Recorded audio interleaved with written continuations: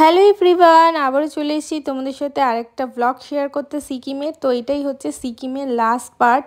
তো আমরা লাস্ট যেদিনকার ঘুরেছিলাম, তো চলো সেটাই তোমাদের সাথে শেয়ার করছি। তো লাস্ট দিন আমাদের স্পট ছিল ছাঙ্গু লেক, বাবা মন্দির আর ছিল নাথুলা।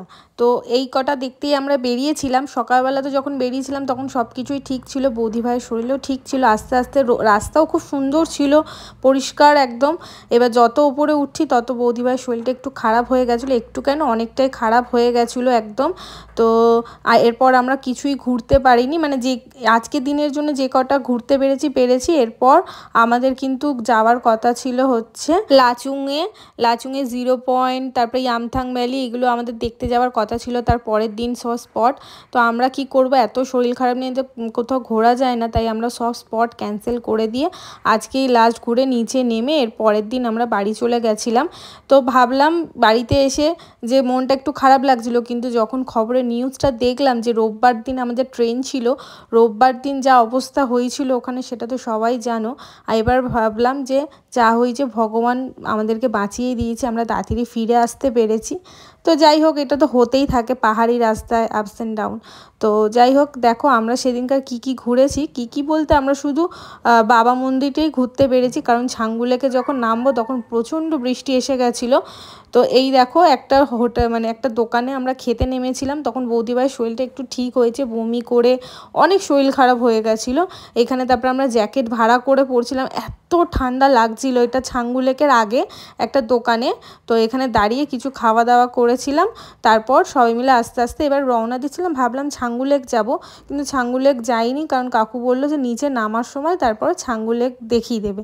কিন্তু যখন আমরা নিচে নেমেছি তখন এতই বৃষ্টি পড়ছে আর ছাঙ্গু লেক দেখতে পারিনি। তো এখন আমরা সবাই মিলে মানে একটু ঠিক হয়ে এবার সবাই মিলে যাচ্ছি ওপরে হচ্ছে বাবা মন্দির। তো এই দেখো বাবা মন্দিরে চলে এসেছি। আমি আগেরবারও এসেছিলাম, কিন্তু আগেরবার আমি গাড়ি থেকে নামতে পারিনি, আমার এত শরীর খারাপ লাগছিল কি বলবো। সেম এবারেও গাড়ি থেকে নেমেছি সাহস করে, কিন্তু আমি ওখানে গিয়ে চুপ করে দাঁড়িয়েছিলাম, এত ব্রিদিং প্রবলেম হচ্ছিল, আমি কিছুতেই মানে শ্বাস নিতে পারছিলাম না। একটু শরীর খারাপ, কিছুক্ষণ 10 মিনিট দাঁড়িয়ে ওখানে 2-একটা ছবি তোলা, আর কিছুই করিনি সেরকম। বেশি ঝাপাঝাপি হুড়ুড়ি করলে আরও শরীর খারাপ লাগছিল, তাই জন্য কয়েকটা ছবি তুলে একটুখানি ঘুরে আমরা আবার গাড়িতে উঠে গেছিলাম। গাড়িতে উঠে আসার সময় বললাম আমি ছাঙ্গু লেক দেখতে পারিনি। তারপর চলে এলাম হোটেলে ফ্রেশ হয়ে এবার সবাই মিলে দেখো খেতে বসে পড়েছি, আর একসঙ্গে সবাই মিলে আজকে খেতে বসেছি। এই দেখো দিয়েছে ভাত, মাছ, আলু ভাজা, ডাল, তারপরে দিয়েছিল একটা তরকারি। এই হোটেলটা হচ্ছে বাঙালি হোটেল, এত সুন্দর খাবার দাবার কি বলবো, একদম ঘরোয়ার মতন খাবার দাবার। আর ডাল, এই যে ডাল দিয়েছে, আলু ভাজা, দেখো। তো খাওয়া দাওয়ার পর এবার রেস্ট করে নিয়েছি। আজকে যাব হচ্ছে ম্যাল রোডে। তো ম্যাল রোডে আজকে লাস্ট শপিং, তো কয়েকটা কিছু কেনাকাটি আছে। তো চলো কি কিনছি সেটাই তোমাদের সাথে শেয়ার করছি। তো এখানে চলে এসেছি কিছু গিফটের দোকানে, মানে গিফট সবাইকে দেওয়ার জন্য। তো এই দোকানটা বেশি খুব দাম বলছিল, এটা যেহেতু ম্যাল রোডের একদম সামনে ছিল। তো আমরা ওখান থেকে বেরিয়ে গিয়ে আবার একটা অন্য দোকানে ঢুকেছিলাম। এটা হচ্ছে একটা টি শপ, দেখো এখানে ভ্যারাইটিস টি প্লাস হচ্ছে এত সুন্দর সব কিছু আছে, মানে দেখে জাস্ট মানে কোনটা ছেড়ে কোনটা দেবে একটু ভেবেই পাচ্ছিলাম না। দেখো এত সুন্দর।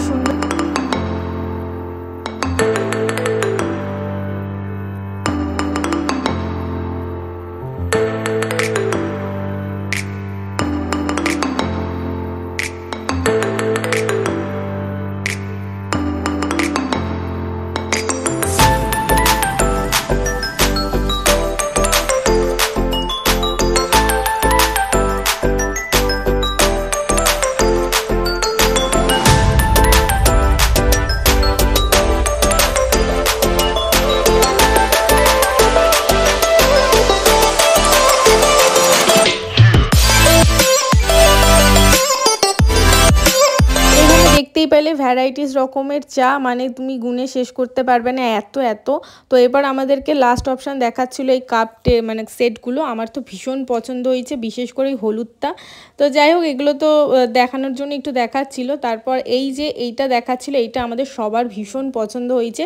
এখানে 4 রকমের মানে চা আছে, তোমরা অন্য রকমেরও নিতে পারো। তো আমরা বেছে একটা হোয়াইট টি, একটা গ্রিন টি, ব্ল্যাক টি, তো এইগুলোই নিয়েছিলাম।